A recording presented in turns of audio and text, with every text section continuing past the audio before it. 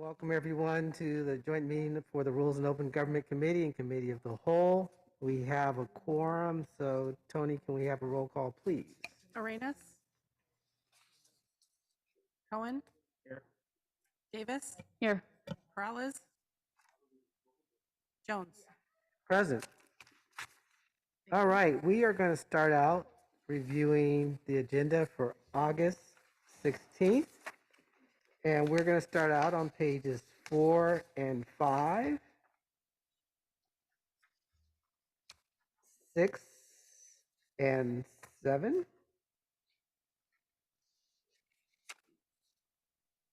8 and 9,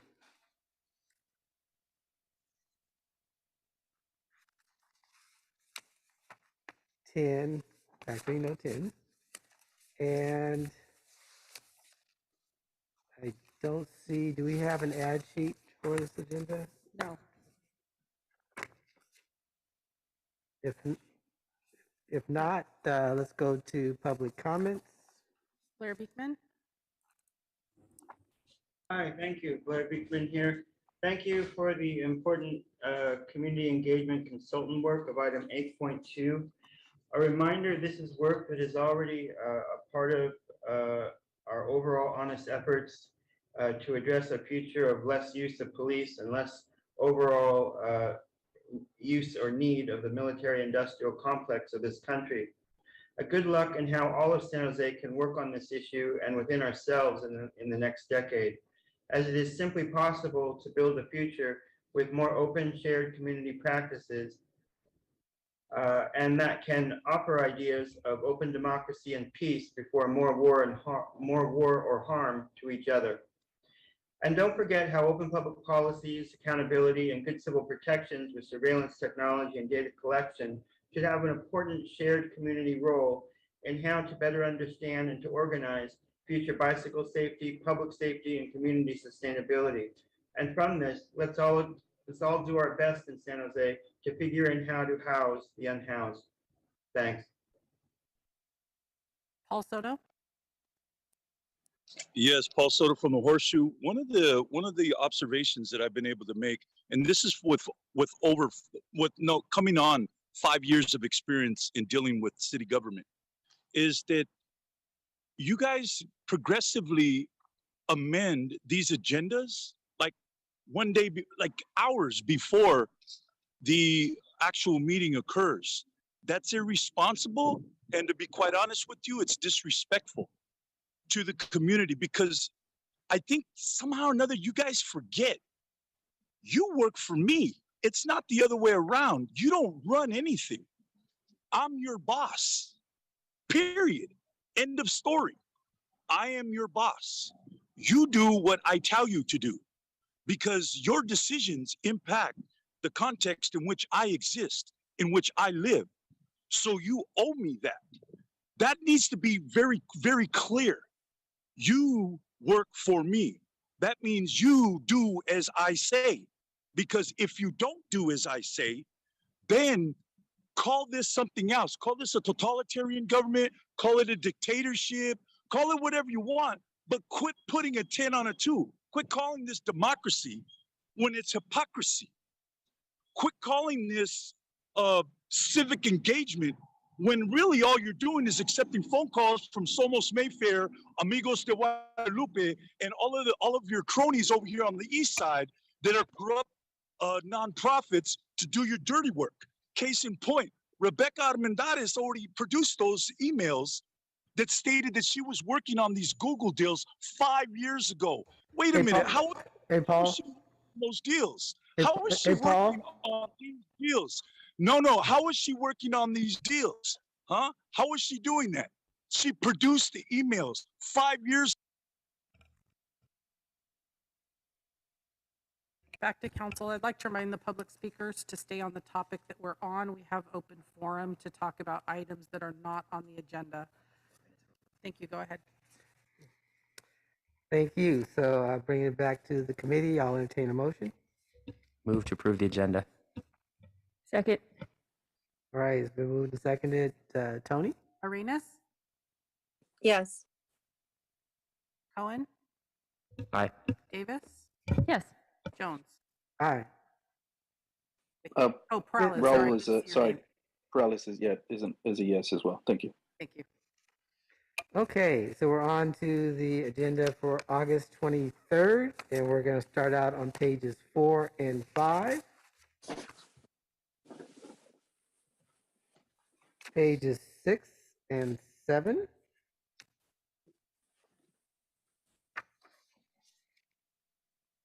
Pages 8 and 9.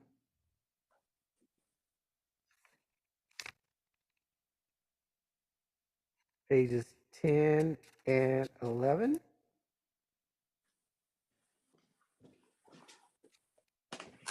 Pages 12 and 13.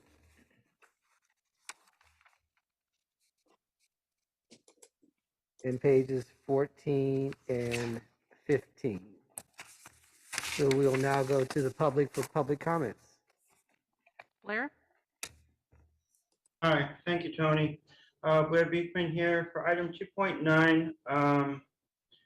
You have turbo data systems for parking citation management and permit management systems for the Department of Transportation. Is this going to involve, say, ALPR data collection issues? Because I'm interested how we may be at a new beginning of how to reintroduce conversations of civil protections with data collection to the everyday public. With abortion issues, with the electronic billboards issues, and a bunch of new ALPR stuff that's happening. I think it's high time that we start to better consider, how to talk about conversations again openly of good civil protection ideas and privacy ideas for everyday community with data collection. Good luck how, I know the downtown parking board they can address these sort of things and are interested in these sort of things. And good luck in their efforts, to be able to talk about these things as a city at this time is the ideas of innovation. And it's important for ourselves. Good luck for such subject matter with item 2.9 and all it will be addressing for our future. Thank you. Paul? Yes, Paul Soto from the Horseshoe. With respect to these land use issues, housing issues, because this seems to be a prevalent theme that's going to be recurring on these agendas. Okay, so the context from which I'm speaking is on those issues. Okay, and what you're not doing is you are not engaging the populations that have experienced over generations the economic, political, and social impacts of redlining. Okay, Somos Mayfair doesn't speak for me. I'm from the Horseshoe.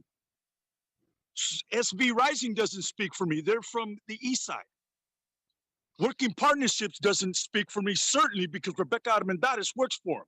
So these CBOs that you guys access in order to get information and do your dirty work in terms of gathering data from these barrios to feed you that information so that you can craft a policy that is consistent with the information you received from them, okay, that's got to stop. It has to stop because the Chicano community is about, what, in my estimation, in my research, at least 50,000 people that are Chicanos, that are directly connected to those historical. Hello? Hello, can I talk? Can I participate in democracy? Keep going. Anyway, so there's this population, at least 40 to 50,000 Chicanos that can trace their lineage back through census tracts 4 generations. That's 80 years. Those are the people that were most impacted by the abuses that happened in the schools to their grandparents. I want this population articulated, and I want this population protected. And that's precisely what that is all they do. I want Conexión at that table with that 200. Back to the committee. Thank you. I will entertain a motion on this agenda. I'll move approval of the agenda. Second. All right, it's been moved and seconded. Tony? Arenas, Yes. Cohen, Aye. Davis, Yes. Morales, Yes. Jones. Aye. Thank you. Okay, on to the consent calendar. We're going to take public comments first. Blair? Hi, Brad Beekman here. Pretty packed consent calendar again. Hopefully I can get in what I want to say at this time. To speak to, you really go into your items into 2023, your work plans. Thank you for that. I need it. I'm trying really hard to learn to accept that my earlier prognostications were not maybe so accurate, but to talk about the future of natural disaster preparedness as part of an overall future planning, and for it to be an open conversation that works within the ideas of racial equity and health and human services, that's what I'm trying to learn how to better do now. And that, I think, is a great combination of how to consider how to talk about what will be 2023 and our next decade with natural disaster preparedness and other practices that are on your agendas here. And about the item about energy, Paul Soto very nicely mentioned that. And what I try to mention also is that for as important as the future of a electric grid, just an electric feature that we have in how we develop our energy, it has to be a conversation that's hand in hand with good worker rights issues for all the people who are going to be mining the minerals so we can have this electric future. We always have to be considering the worker rights issues involved in South America and Africa, because it's those practices now, in Asia too, because it's those practices now that we do well of worker rights that can stave off the future ideas of war that will be happening in those regions over minerals that Paul has been mentioning. So it's good practices we develop now. We have to have those. as part of a holistic approach to the future of our electric energy issues. Good luck how we do that. And I always try to be mentioning that and reminding that. Thank you.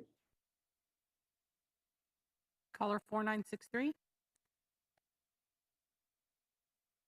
Yes, hi, Martha O'Connell, GSMOL. I am speaking on the work plan for the Community and Economic Development Committee. I am specifically speaking on the plan for September 22, item number 4, Mobile Home Park Land Use Designation Status Report. Please, we don't need just a report. We need you guys to take action. It has been years and years since you passed the first action, which only designated 2 mobile home parks. In June, you again voted. You said you were going to do 5 more. We don't need this buried by staff and put off for months and months, so please move it as quickly as possible through CED. And Raul, I would appreciate your help on that because you are on that committee. In preparation for City Council action, I have asked for the feasibility study for opportunity housing, and I'm still waiting for that. I'm very grateful that Edwin did send me some documents, but I still don't understand which one is the feasibility study, which is going to tie directly into item number 4. So if somebody could answer my email and tell me which one it is, I would be grateful. Thank you very much. Paul? Yes, Paul Soto from a Horseshoe. The consent calendar being stacked like this, and these are work plans. That means, you know how many documents I had to read and study, process, then formulate a position on it that is consistent with my lived experience and my history, not only San Jose history, but California history. Remember, I'm a Native American. So my lineage traces back to 1769. My people built Mission San Diego, which is the first mission built of the 21. Okay, so it's from that position that I formulate my political and economic positions with respect to policies that you're passing. And so when you go through the consent calendar with these work plans, basically what you're doing is you're spitting on the people. You're saying, you know what? We made the decision. You sit back, you shut your mouth, and you accept what we do. And if you don't like it, get out of the city or go suffer in a tent. That's what you're saying. You're saying that we have absolutely no right to have any kind of say or any kind of word on any of the policies and work plans that you pass. So what we're going to do is, because it's legal, we're going to put it all up on this consent calendar and watch the citizens of our communities squirm under the policies that we pass, because we don't care what they got to say about it. We really don't. And we're going to say that we don't care by our silence. We're going to say we don't care by stacking these consent calendars. And we're going to call that legal. And because it's legal, that means it already has moral and ethical authority to it.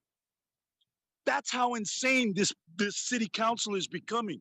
And more, I'm becoming more and more convinced that the playing field needs to be leveled, and it has to be argued in a court.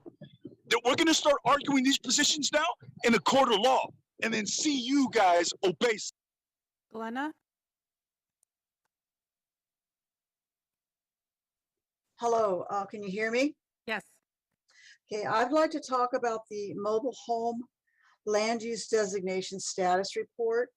We want to know, I've been a mobile home resident for over 34 years, and myself, my neighbors, we want to know the 5 parks that are at highest risk for redevelopment. We've been waiting for years.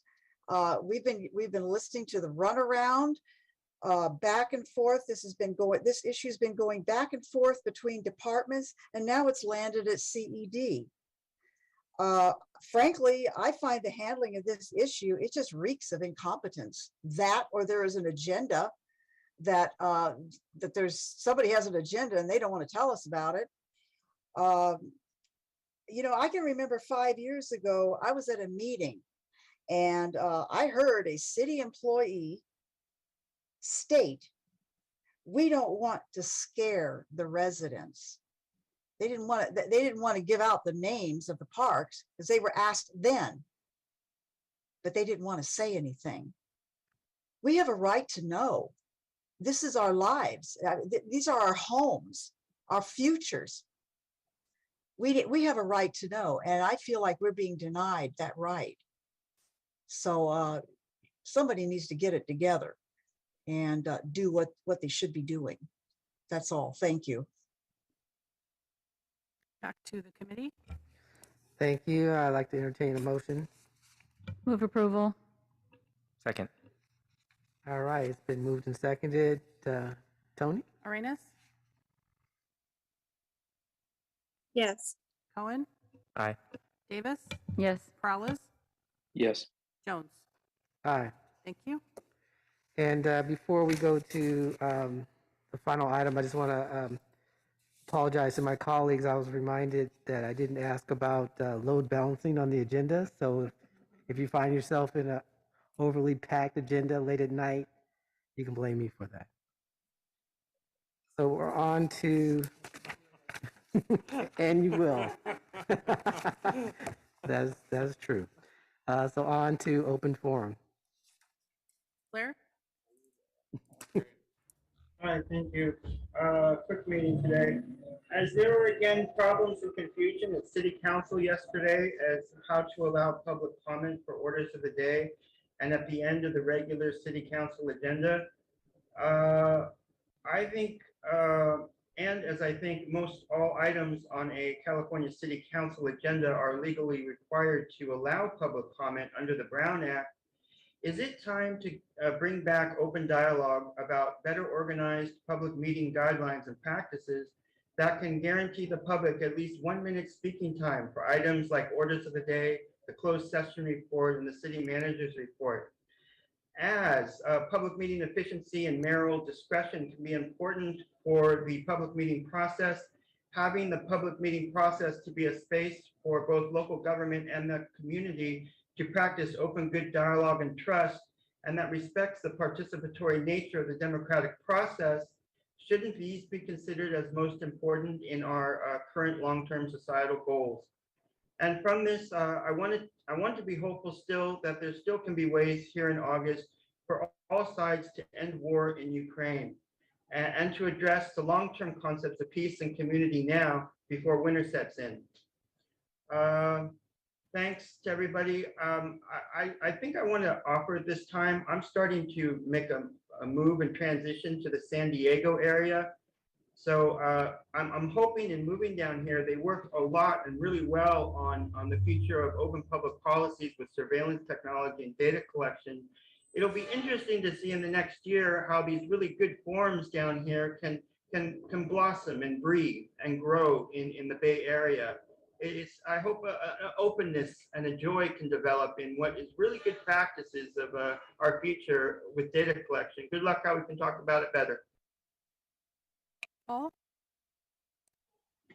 Yes, Paul Sutter from the Horseshoe. Although Blair's prognostications about this year were incorrect, my prognostication on September 30th in the email that I had addressed specifically to Raul Peralez, Maya Esparza, and Magdalena Carrasco, and Cindy Chavez, prognosticated that if something is not done about Rebecca Armendariz and the gunfire that surrounds her life and mine, that someone would die of gunfire, end quote, in that email. 30 days later to the day, 2 children, 2 little boys, Jesse Sanchez, Michael Macias, murdered at her house. You guys had the information. You did nothing. You did nothing to protect those little boys, and now they're dead. And you got the nerve to sit there and say nothing, absolutely nothing. In court, when you're subpoenaed, oh, believe me, you're going to say something, or no, you know what? You'll be a coward, and you'll talk through your attorney. Paul, I'm sorry. I can't allow you to I got a continue. constitutionally protected right to call any. I can't allow you to continue. caller 4963.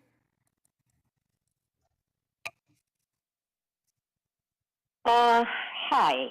I don't want to go back to the way it was 6 months ago when people were calling in and ranting and raising their voices and being abusive, I got to tell you, it's a very triggering experience for me to have to listen to people doing that. And I'm trying to participate in my government, and I find it intimidating and scary, quite frankly, scary. So I would appreciate it if you would look at the rules that are on the screen. Tony, I commend you. Chappie, please keep these people in line, because it has been relatively dignified and professional. And I, for one, don't want to go back to the bad old days. So thank you for what you do to keep the meeting in order. Back to the committee. Thank you. This meeting is adjourned.